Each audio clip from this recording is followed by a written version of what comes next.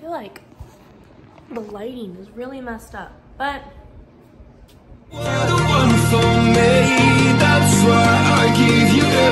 welcome back to Bucket, and today I am back on my couch because my office is still cold. I have a feeling I'm going to be filming out here a lot until my office like warms up, or until I get a space heater there or something. Also, my dishwasher is so loud and I haven't heard it the last hour, and now I hear like all the water, so I apologize for running water in the background. But we are going to be discussing Britney Spears' autobiography today, and I'm very excited for this one because I, first off, didn't even know she was coming out with one, and then she did, and it was amazing. So when I first heard this was coming out, I'm not gonna lie, I was like, oh, okay, cool. So like Britney Spears was like an icon to me growing up, but like she also like, I'm the age where she was going through a lot by the time that I was old enough to like appreciate her music, right? So like that always kind of threw me off. Was like, I grew up like on Disney Channel with Miley Cyrus, like Miley Cyrus and Selena Gomez, Demi Lovato. Those were my muses. She was like the inspiration for them. Okay, so like, you know, but my dad was a huge Britney Spears fan. My dad picked up this book, read it, and then called me and was like, have you read this yet? And I was like, no, I'm not going to, blah, blah. And he was like, no, like, you're going to read it. So this is Britney Spears, The Woman in Me. This is written by her. And she talks about like everything in this. So let's just go ahead and break it down. First off, this is so much better than I thought it was going to be. So I'm very excited. Just like other autobiographies, it starts off really slow. She talks about like how she grew up, you know, her life before fame, and like growing up in Louisiana, her parents kind of sucked. They didn't really love each other. It's not really a big hook that I was hoping for that would like reel me in, but it was fine. As the book went on, I became like completely immersed in like Britney's world. So we talked about her relationship, as if like me and her sat down and discussed it. She talked about her relationship with Justin Timberlake, and then showed like a side of the public that like we had never seen. And I can officially say, after this book, officially a Justin Timberlake hater. And then like the two biggest things that she talked about in this book, I keep saying talk to me like as if she called me and was like, hey girl, let's talk. That I really want to know about was like her mental breakdown, like the shaving head, umbrella, you know, that whole shebang. And then also like her conservatorship that she was in for so many years. Those were the two really big things I kind of wanted to hear about. And she talks about both of them in detail. She talks about how basically leading up to the breakdown, no matter what she did or what she said, people were just overlooking her. They weren't listening to her. She felt like she couldn't get her voice in. She felt like no one took her seriously. And then she kind of explained it in a way of like, if you were in her situation and you couldn't like see your children, and anytime you tried to talk about anything, people shut you down. They were like, nah, you're fine, you're fine, you're fine. Like, you're good, you're good. You would probably lose your mind too. So she says that something that made her like get attention was she shaved her head. And then they're like, oh my gosh, like what the heck? So then she like said that she was trying to like just see her kids, and they were telling her no. And so she grabbed what she first saw, which was an umbrella, and then she, you know, tried to smash a window in. And in her defense, she says that like a shaved head and an umbrella was like very mild to what she would have done, because most mothers would have probably like committed like serious like felonies to get their kids back.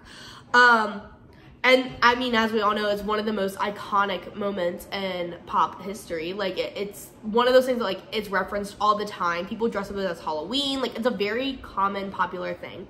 The other thing that she talked about a lot was her conservatorship, where her father had over her for 13 years. She talked about how he would pay himself and like those around her with her money, and that she wasn't allowed to touch any of the money herself. And she said that one of the things that really bothered her was she like would go out, she went out to dinner and like took all of her like dancers and everything out to dinner when they were on tour, and she was going to pay for everyone's dinner, and her card got declined because they didn't have enough money in her account for it. And instead of her being able to just like, you know, oh, okay, I can boom, boom, boom, fix it, she had to like call her dad. Her dad was like, no, so she had to get her assistant to pay for it. And it was like a whole big shebang, when in reality, like, usually celebrities just are like, oh, crap, hold on, give me 1 second. Okay, here. But like, she said it was like really embarrassing for her that she wasn't even allowed to. And then her dad and her mom also kind of like ixnayed the people that were allowed to be around her. So like if there was anybody around her that was trying to like help her get out of this, they literally shut it down. She was not allowed to do anything alone. She was not allowed to be by herself. She was not allowed to like be on the internet that was unsupervised. She couldn't watch TV unsupervised. She couldn't literally do anything by herself. And she talks about how like she was trying to break it. Like if she talked even about like trying to like get rid of the conservatorship, they sent her to a mental hospital. They told her that she was crazy, which is so ridiculous. And in my personal opinion, her father should be in literal prison, because that's terrible. Like, she's a full-grown adult. She talks about her ex-husband Kevin, who she says like an homage to her. He's like, oh, he thought he was such a good rapper or something like that. And I could not stop laughing that she called him out like that. And their relationship, and on how once they got together, he kind of like stopped caring. It was more like about the chase. And then also like once they like got pregnant with their first kid, he basically was like trying to turn her into a housewife and like would emotionally abuse her and was like cheating on her and like doing all this crazy stuff. Like, while he was like trying to further his career, but like not letting her do hers. He basically just wanted her to be like, oh, at home and cooking dinner, and like that was not what she was about. Let's talk about Justin Timberlake. So they were like America's like royal couple. I mean, I feel like in 2024 right now, the royal couple is Travis Kelce and Taylor Swift, where everybody like every news article is on them. Everyone's talking about them. Literally, you can't go anywhere without seeing about it. And I feel like that's how it was for Britney and Justin. They literally were America's royal family. I remember like my older sister was like so obsessed with them. Like, it was ridiculous. So when they broke up and he released all these songs about her, about how bad she was, how terrible she was, everyone was like, oh my gosh, like, so he became like the golden boy. You couldn't hurt him. He was America's sweetheart. And she was just this girl that hurt him, right? That's not what happened. Mind you, she does say like her and Justin are on okay terms, like they're cordial, whatever. I'm not cordial with Justin Timberlake, because she talks about how, in explicit detail, on how when she got pregnant with his baby, he was like, I don't want to have a kid. And she's like, I don't either. So they decided to have an abortion. Totally cool. Rock on. And then while she was going through that on the floor, he was like singing to her and was like, oh, like, you know, like, I'm here for you. I'm here for you. And then literally dipped. Like, literally dipped. Like, dipped out. And I was like, okay. So if she was going through an emotional, a physical trauma, she was going through something that's like really, like, no matter where you are in your life, a procedure like that does kind of affect you mentally. Like, it does. Because it's a procedure. It happens. Your choice. But, like, it does mess with you. So she's going through all this. And, yes, when she was doing the physical pain, he was sitting there, you know, playing his guitar, singing her songs. Oh, well, yeah, you'll be okay. And then the minute she's, like, starting to go through emotional stuff, he's like, oh, man, I can't be here. I'm gonna see myself out.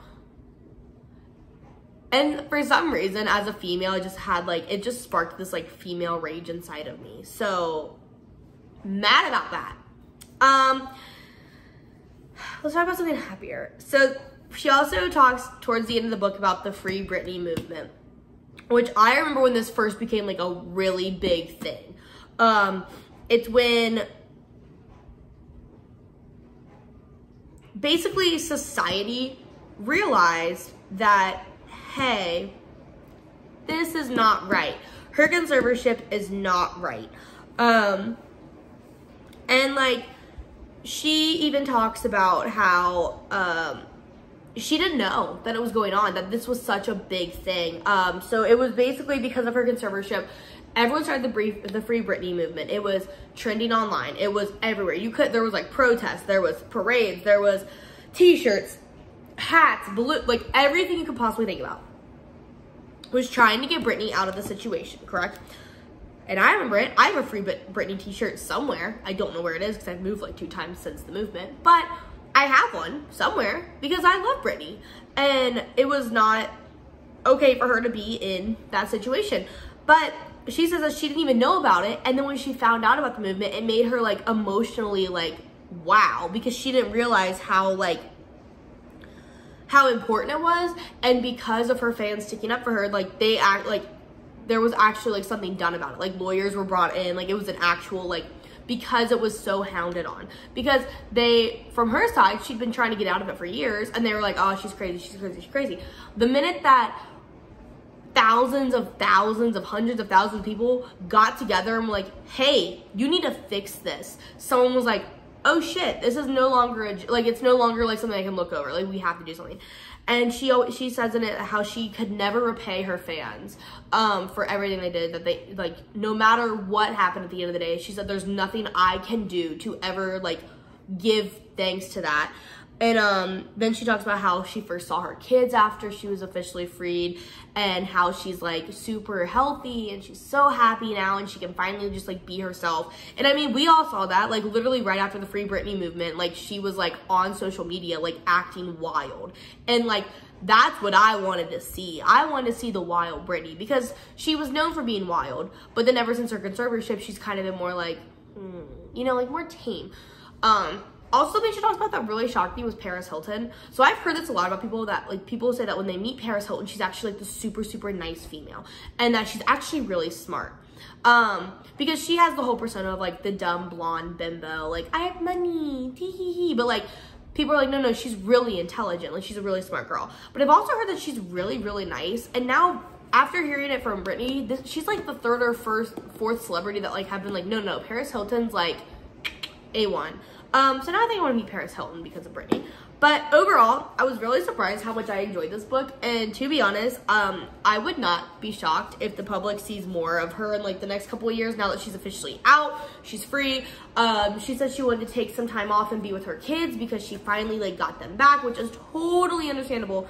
So she can finally do what she wants to do. And I genuinely believe now that she's free, she's going to drop a fire album in the next couple of years.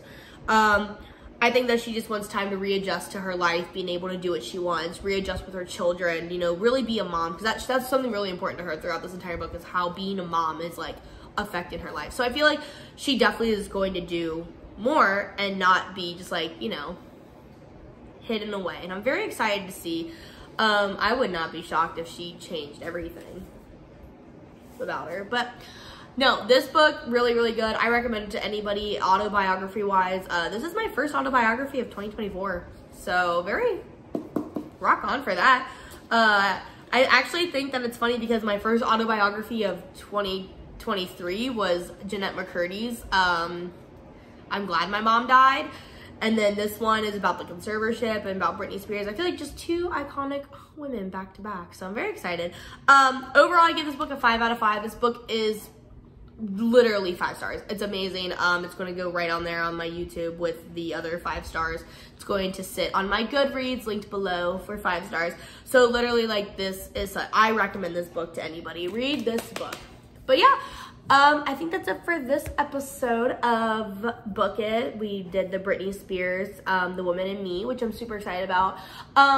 This video is going to be a little bit different because I'm pulling up my calendar right now. I actually am going to try to post about 2 videos a week from now on. I know, right? Oh my god. So this video comes out... Okay, well, this one's supposed to come out the end of February, but like by then I'll already be having it. So, since it comes out in February, let's talk about March. So for March, I have some books done here and there. I'm really trying to like get through a lot of books right now. I am speed reading, I am audiobooking while I'm editing. I am doing the most right now. I'm also supposed to go on a vacation in February. Mind you, I'm filming this at like February 1st. Like it's new month. I am going on vacation this month, so I'll definitely be posting about that like later on, which by the time this video comes out, it won't be a worry. But I'm supposed to be traveling in March as well somewhere, so I want to just keep that under wraps at the moment.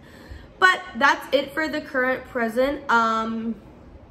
Yeah, because by the time this video comes out, I'll already have posted twice a week for the month of February. So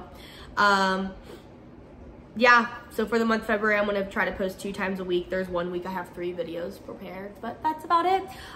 Thank you so much for watching. Please make sure you like and subscribe. It helps me out so much more than you could possibly think. Also, make sure you follow my Goodreads. It's in the link below. It will tell you exactly what book I'm reading, and it'll also like tell you where I'm at, so you always know like what I'm up to in the current present.